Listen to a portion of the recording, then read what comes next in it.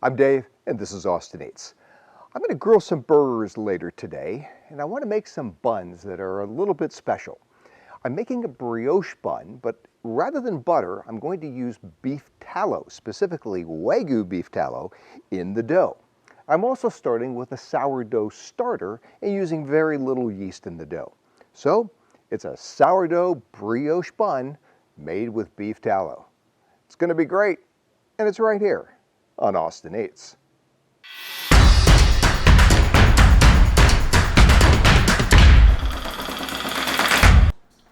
The dough for these hamburger buns is actually really simple to make.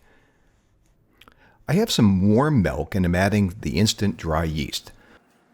Let that hydrate for a moment or two before whisking it around. That looks pretty good. Now I will add the salt and some sugar and some of the flour. The eggs go in next, and then more flour. This dough comes together a little bit better if I put the eggs in the middle.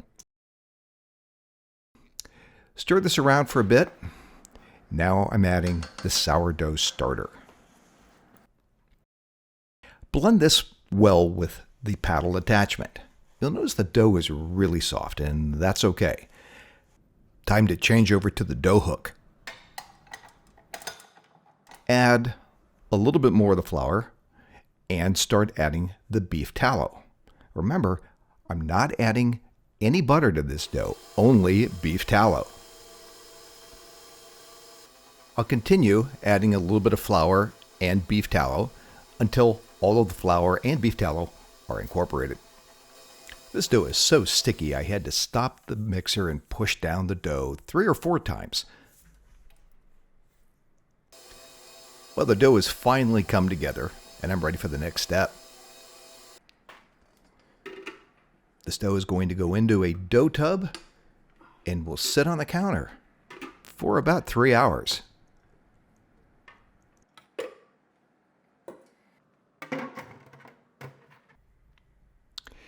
After the dough has risen for about 3 hours, I'm going to cut it into 8 pieces. I will use a scale to make sure that they're all the same size. Then I will stretch them out, fold them over each other into thirds, and then roll them into a ball. I placed each ball on a parchment-lined sheet and pressed them down a little bit so it looked like a bun. I then let these rise for about 90 minutes. Now I'm simply giving them a bit of an egg wash. This will give them some nice golden color and will give the sesame seeds something to stick to. Seeds come next, and these buns are ready for the oven. So the buns are out of the oven and have cooled down a little bit. This recipe made 8 buns, a little bit bigger than 4 inches in diameter. When I break one open, the texture is absolutely beautiful. I would say this is a little denser than a standard hamburger bun that you would buy at the market, yet it's slightly yellow in color, which is interesting. It did have 1 egg in the dough, if you recall. It also seems, even though it's dense, fairly light and airy. The holes in the dough are actually very substantial. Let's see how this tastes.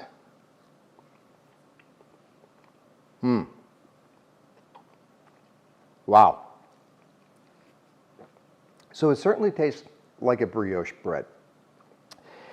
The interesting part is that, if you remember, I substituted 3 tablespoons of Wagyu beef tallow for 3 tablespoons of butter.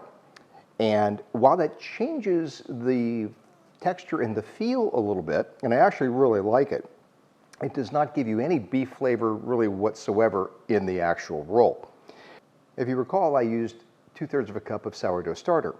While that changed the texture and it looks more like a very soft sourdough bread, there is not a hint of the sourdough flavor coming through.